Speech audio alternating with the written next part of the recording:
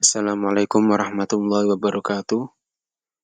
Bismillah, alhamdulillah, wassalatu wassalamu ala rasulillah, amma ba'du. Anak-anakku semuanya, pada video pembelajaran kali ini kita akan belajar mengenai syarat-syarat niat dan membaca Al-Fatihah di dalam sholat menurut kitab Mabadi'ul Fiqhiyah. Nah, ini sebelum saya lanjutkan, saya minta maaf tidak bisa menampilkan wajah ya karena ada gangguan kamera. Saya lanjutkan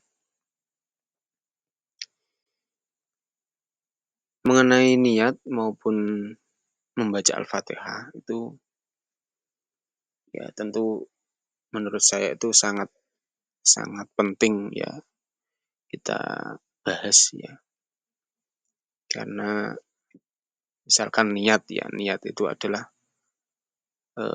penentu atau syarat sahnya suatu ibadah ya, ditentukan oleh niat kan gitu. Innamal a'malu binniyat, maka niat harus benar ya. Kemudian di sini dalam sholat, niat dalam sholat itu ada 3 kategori ya. Kategori yang pertama niat sholat fardu, yang kedua sholat sunnah yang sesuai waktu dan sebab ya, atau sholat sunnah yang mempunyai sebab. Yang ketiga sholat sunnah mutlak. Yang pertama sholat fardu ya, sholat fardu itu ya 5 waktu itu, zuhur, asar, maghrib, isya, subuh.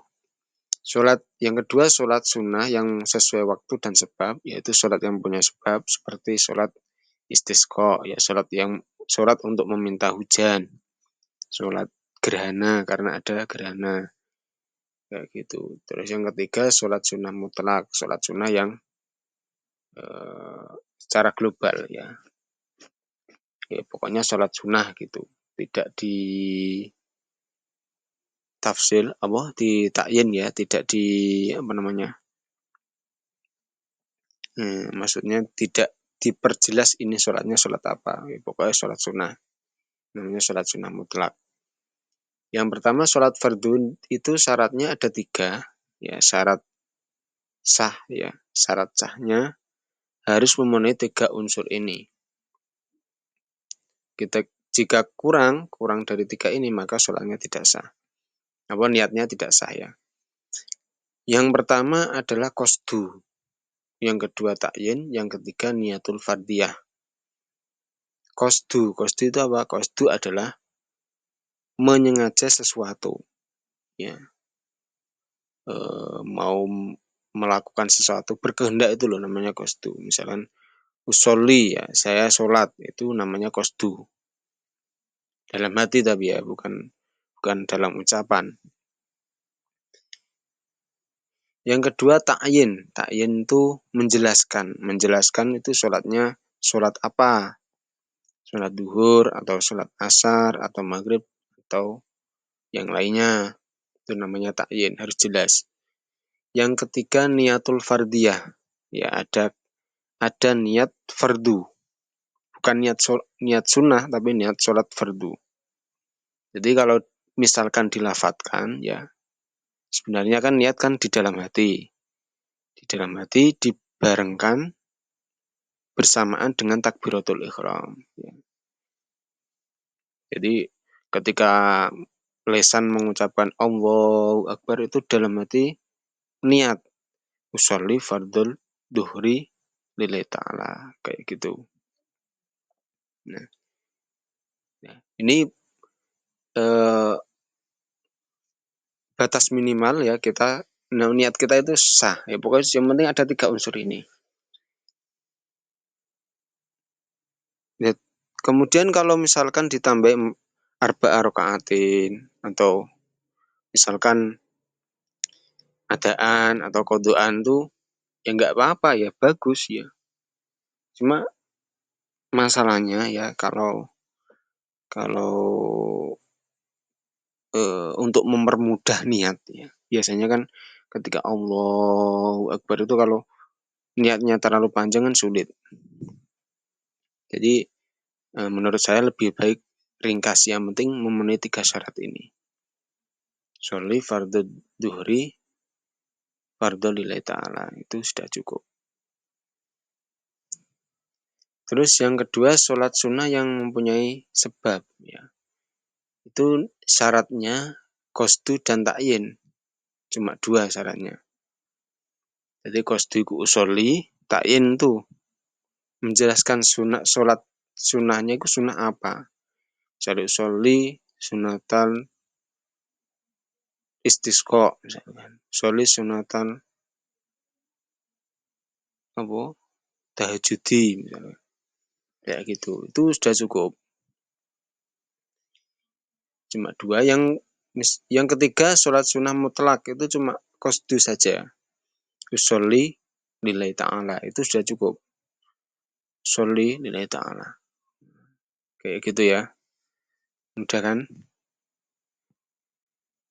Kemudian selanjutnya syarat-syarat membaca Al-Fatihah dalam sholat. Ini tentunya ya dalam membaca Al-Fatihah ketika dalam sholat ataupun di luar sholat itu berbeda. Ya. Kalau di luar sholat bebas ya. Tapi kalau di dalam sholat itu ada aturannya. Yang pertama tartib, urut ya. Bismillahirrahmanirrahim yang pertama. Alhamdulillahirrabbilalamin yang kedua. Ar-Rahmanirrahim ketiga, harus urut. Tidak boleh dibolak-balik. Kalau di luar sholat kan boleh dibolak-balik. Terserah. Tapi kalau dalam sholat nggak boleh dibolak-balik. Kemudian mualah. Mualah itu nuli-nuli. Nuli-nuli itu nyambung ya. Tidak jeda. Maksudnya gini. Tidak jeda panjang maksudnya ya. Bismillahirrahmanirrahim. Alhamdulillahirrabbilalamin. Ar-Rahmanirrahim. Nah, itu namanya nuli-nuli. Ya. Kalau nggak nuli-nuli ya Bismillahirrahmanirrahim. Berhenti lama. Lama sekali. Terus setelah itu baru Alhamdulillahirrabbilalamin. Namanya tidak mualah, tidak nuli-nuli. Maka bacaannya tidak sah. Yang ketiga menjaga tasdid. Ya, tasdidnya harus dijaga. Yang kalau ada tasdid ya ditasdid, kalau enggak ya enggak. Ya, karena itu bisa merubah makna ya. Yang keempat, tidak ada bacaan yang sampai merubah makna ya. Jadi dalam pelafalan Al-Fatihah itu tidak ada kata-kata yang sampai merubah makna. Misalkan Alhamdulillahirabbil alamin kan gitu. Kok diganti Alhamdulillahirabbil alamin? Pakai hamzah dan pakai ain kan beda. Beda makna. Maknanya beda. Ya, maknanya beda. Yang kelima terdengar oleh telinganya sendiri. Ya, ini dalam baca Al-Fatihah itu tidak boleh dalam hati. Harus dilafalkan sampai telinganya sendiri terdengar. Ya. Walaupun sholatnya sirri ya, walaupun sholatnya sirri, misalkan sholat duhur ataupun asar ya kan sholatnya sirri itu tetap wajib telinganya sendiri harus mendengarkan. Itu dalam baca Al-Fatihah. Yang keenam tidak diputus dengan zikir lain ya. Jangan diputus-putus. Misalkan Bismillahirrahmanirrahim. Alhamdulillahirrabbilalamin. Terus diselingi subhanallah, subhanallah. Ar-Rahmanirrahim ya enggak sah. Enggak sah ya. Jadi harus tidak diputus dengan zikir yang lain. Kayak gitu. Nah, itu saja. Semoga bermanfaat. Nah, untuk latihan soalnya silakan di scan kode QR berikut ya. Ya, silakan dijawab dengan benar. Semoga bermanfaat. Selamat belajar. Dari saya sekian. Wassalamualaikum warahmatullahi wabarakatuh.